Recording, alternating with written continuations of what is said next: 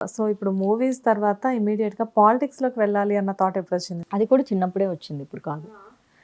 నేను నా లైఫ్‌లో కొత్తగా పుట్టించుకునే థాట్స్ ఏవి ఉండవు. కొత్తగా క్రియేట్ చేసుకున్న థాట్స్ వైపు నేను ఎప్పుడు ట్రావెల్ చేయను. నా స్కూల్ డేస్‌లో ఉన్న థాట్స్‌ని ఫుల్‌ఫిల్ చేసుకోవడానికే నాకు ఈ ఒక్క లైఫ్ సరిపోదింకా. మళ్ళీ కొత్తగా నేనేం డ్రీమ్ చేయాలి? I want to become politician అన్నది నేను 8థ్ క్లాస్‌లో డ్రీమ్స్ ఎప్పుడు స్కూల్ డేస్ నుంచే వస్తాయి.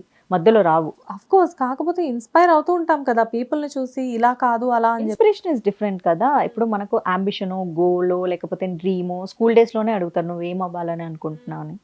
సో, నేను 7 ఇయర్స్ అప్పుడు హీరోయిన్ అవ్వాలనుకున్నాను. 8థ్ క్లాస్‌లో ఉన్నప్పుడు ఊరు సర్పంచ్ అవ్వాలనుకున్నాను. నా ఏజ్‌కి అది చాలా ఎక్కువ. ఓకే. అది కూడా పాలిటిక్సే కదా! సో, అలా. సో బట్ కాకపోతే ఏంటంటే టైం పట్టింది. టైం పడుతుంది. తర్వాత డెఫినెట్‌లీ పడుతుంది. బికాజ్ నేను హీరోయిన్ అవ్వాలన్న నా నా అంబిషన్‌ని నేను ఫుల్‌ఫిల్ చేసుకోవాలి కదా! వన్స్ మీరు పాలిటిక్స్‌లోకి వెళ్లారు, బీజేపీలో ఉన్నారు, అంతా బానే ఉంది. కాకపోతే ఏంటంటే చాలామంది హీరోయిన్స్ అంటే వాళ్ళు మూవీస్ అయిపోయి కొంతమంది ఫేడ్ ఔట్ అయిపోయిన హీరోయిన్స్ వెళ్ళడం అనేది చాలా వరకు జరుగుతుంది. యాక్టివ్‌గా ఉన్న హీరోయిన్స్ చాలా తక్కువగా పాలిటిక్స్‌లోకి వెళ్తారు. ఎందుకంటే దీపం ఉండగానే ఇల్లు చక్కబెట్టుకోవాలన్నది తెలుసు కదా! సో ఆటోమేటిక్‌గా ఏంటంటే అప్పుడే ఎందుకులే పాలిటిక్స్ అనుకునే వాళ్ళు చాలామంది ఉంటారు. కానీ మీరు ఈ ఏజ్‌కే పాలిటిక్స్‌లోకి ఎందుకు వెళ్ళాలనుకున్నారు? వేరే వాళ్ళ గురించి నాకు తెలీదు. వాళ్ళకు ఆప్షన్ చూజ్ చేసుకొని ఎళ్లారా? ఆప్షన్ లేక ఎళ్లారా? నాకు తెలీదు.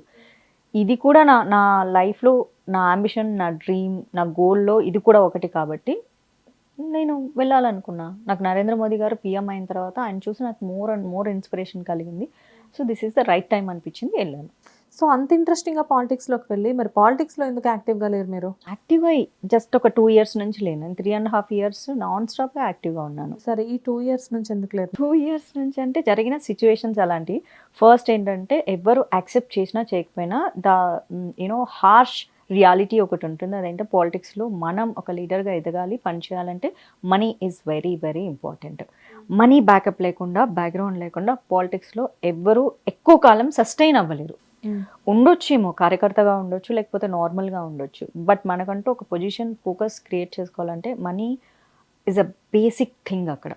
సో, నా దగ్గర కొంచెం మనీ ఉన్న రోజులు బానే యాక్టివ్ ఉన్నాను. మనీ నా దగ్గర అయిపోతున్నప్పుడు నన్ను నేను కూడా చూసుకోవాలి కదా! I need to focus on my self and my family, my parents. So, కొంచెం తగ్గించుకుంటూ వచ్చాననమాట. యాక్టివ్‌నెస్ తగ్గించుకుంటూ వస్తే ఆటోమేటిక్‌గా ఖర్చులు తగ్గుతాయి. అంటే యాక్టివ్‌గా ఉండడం ఏంటంటే ప్రతి ఈవెంట్‌కి బయటికెళ్ళాల్సొస్తుంది. ప్రతి దానికి పిలుస్తూ ఉంటారు. చాలా ఈవెంట్లు బోలెడు ఉంటాయి. బోలెడంతమంది పుట్టినరోజులు, బోలెడంతమంది వర్ధంతులు, పార్టీకి సంబంధించినవి ఇంకా ఎవరెవరో పిలుస్తుంటారు. చాలామంది పిలుస్తూ ఉంటారు పార్టీకి సంబంధించి. వాళ్ళ ఇంట్లో బర్త్‌డే‌లవ్వచ్చు, పెళ్ళిళ్ళవ్వచ్చు, ఇంకోటవ్వచ్చు. ఇలా నాన్ స్టాప్‌గా మంత్లీ ఒక ఒక 10-15 టైమ్స్ బయటికెళ్ళాల్సొచ్చేది. ఎవ్రీ టైమ్ ఎళ్ళిన ప్రతిసారి మన మనీనే తప్ప ఎవరి మనీ ఉండదక్కడ. సో, అవి కట్ చేసుకుంటూ వచ్చాను. అండ్ తర్వాత పార్టీ నుంచి కూడా సపోర్ట్ నాకు లేకుండా పోయింది. అండ్ ఆ తర్వాత చాలా పెద్ద ఇష్యూ అయింది. అంటే లైక్ ఆంధ్రాలో టెంపుల్స్ గురించి మాట్లాడినప్పుడు, ఆ టైంలో 2 రాష్ట్రాల పార్టీలు నాకు సపోర్ట్ చేయలేదు. Though I worked for 2 states. ఆ టైంలో బాగా హర్ట్ అయ్యాను. ఎమోషనల్‌గా హర్ట్ అయ్యాను. సో, మా ఫ్యామిలీ కూడా చాలా చాలా హర్ట్ అయింది.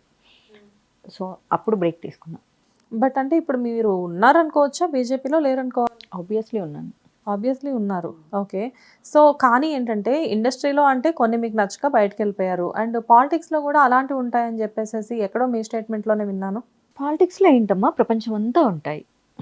అంతే. కాపోతే ఫోకస్ ఉన్న ఫీల్డ్స్ ఎవరైతే పబ్లిక్ లైఫ్‌లో ఉంటారో, ఆ ఫీల్డ్స్ మీద ఎక్కువ ఫోకస్ ఉంటుంది. ఇప్పుడు ఫోకస్ లేదు అన్నంత మాత్రాన మిగిలిన చోట ఏమీ జరగదు. అందరూ చాలా పవిత్రంగా ఉంటారని కాదు.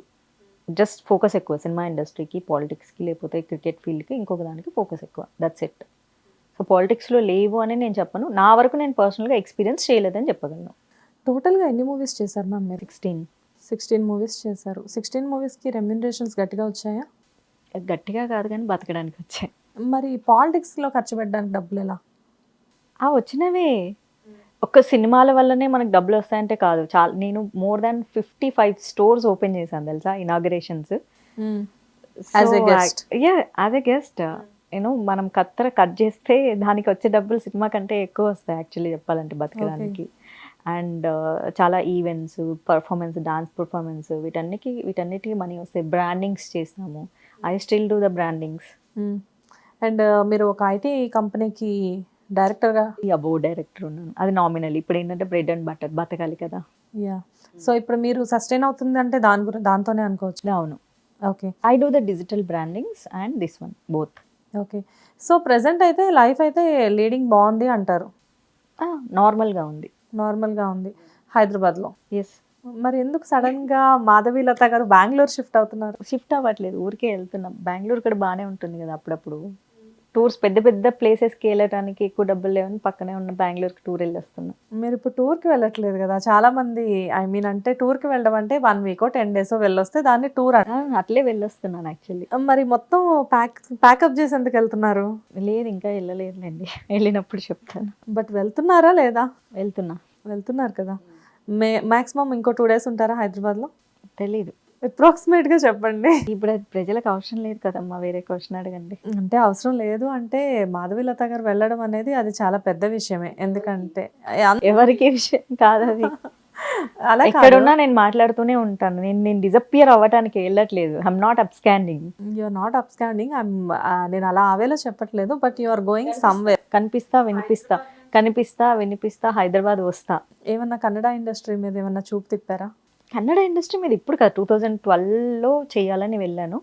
బట్ మళ్ళీ ఇక్కడ ఫ్రెండ్స్ అందరూ వద్దులే అక్కడ ఎందుకు, మళ్ళీ వచ్చేసాయంటే వచ్చేసాను. ఓకే. సో, ఫైనల్లీ మళ్ళీ అంటే ఇప్పుడు అక్కడికి వెళ్ళిన తర్వాత మళ్ళీ కొన్నాళ్ళకి అక్కడ నుంచి ముంబై గాని no, it is highly impossible. Mumbai వెళ్ళేదాన్ని అయితే నేను ఫస్ట్ సీరియల్ చేసేటప్పుడే వెళ్ళిండేదాన్ని. Because I got the opportunity in Sony TV. So అప్పుడే వెళ్ళలేదు. ఓకే. ఏమో నేనైతే ప్రిడిక్ట్ చేయలేను. పర్మనెంట్ షిఫ్టింగ్ అయితే నేనైతే ఇష్టపడను. Hyderabad is my favourite place. ఎన్ని ఇయర్స్ నుంచి మ్యామ్ హైదరాబాద్‌లో? 2006. 2006. ఓకే.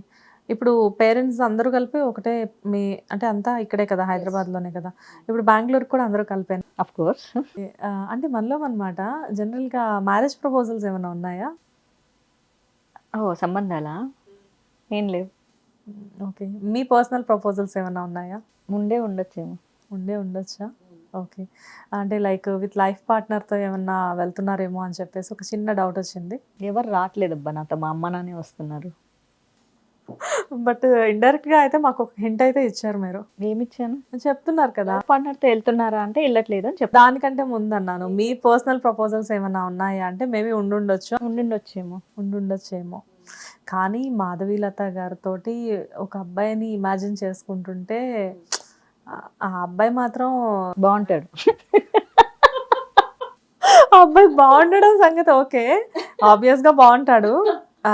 అర్థమవుతుంది. కాకపోతే గుండె ధైర్యం గట్టిగా ఉండాలి. అంతే కదా. ఏదైనా ఒక చిన్న మిస్టేక్ జరిగినా గానీ he should be very Brave. Correct. నన్ను భరించాలంటే చాలా కష్టమే. ఓకే.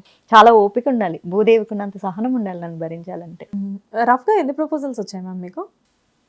ఫస్ట్ నుంచా? ఫస్ట్ నుంచి. కష్టం లేండి. సరే ఈ మధ్య కాలంలో రీసెంట్‌గా ఎందుకంటే ఇప్పుడు మీరు మీ ఛానల్లో కింద కామెంట్ చేసే వాళ్ళతో తిట్టించడానికే కదా. ఎవరు తిట్టరు? ఒక్కసారి చెప్పండి. రీసెంట్‌గా ఎన్ని ప్రపోజల్స్? సీన్ లేదని తిట్టడానికే కదా కింద. అలా మిమ్మల్ని అనేవాళ్ళు కూడా ఉన్నారా? ఎందుకున్నారు? అలా ఏమీ లేదు. సరే మీరు టాపిక్ డైవర్ట్ చేస్తున్నారు. ఫస్ట్ చెప్పండి. ఈ మధ్య కాలంలో ఎన్ని ప్రపోజల్స్ వచ్చాయి? అసలు రీసెంట్ కాలంలో ప్రపోజ్ చేసేంత ధైర్యం ఎవరికి రాలేదులేండి. మ్యామ్ ఎందుకు మ్యామ్ ఇంత అంటే లైక్ ఇండస్ట్రీ నేను మిమ్మల్ని ఒక మాట అడిగాను కాల్ చేసినప్పుడు నిన్న. ఎందుకు మ్యామ్ మూవీస్‌కి దూరంగా ఉన్నారు అని చెప్పేసి అన్నా. నేను మూవీస్‌కి దూరంగా లేను అన్నారు. అంటే ఇండస్ట్రీయే మిమ్మల్ని దూరం పెట్టిందా? ఇండస్ట్రీ దూరం పెట్టింది అని నేను అనను. ఇండస్ట్రీకి కావాల్సిన వాళ్ళు చాలా ఎక్కువ మంది ఉన్నారు. కావాల్సిన వాళ్ళలో మీరు కూడా ఉన్నారు కదా. నేను ఎప్పుడో వచ్చేసాను కదా. సో ఇండస్ట్రీ ఎప్పుడు కొత్తదనం కోరుకుంటూనే ఉంటుంది. అంతే. నేను ట్రయల్స్ చేయట్లేదు. మేబీ చేస్తే వస్తాయేమో. ఆ ట్రయల్స్ చాలా స్ట్రాంగ్గా చేయాలి ఎప్పుడు. హిట్ టీవీ యాప్ని డౌన్లోడ్ చేసుకోండి. ఇందులో short news, live news, entertainment movies అన్నీ అవైలబుల్గా ఉన్నాయి. Please download hit TV app. Hit TV app. Hit TV యాప్ని ఫ్రీగా డౌన్లోడ్ చేసుకోండి.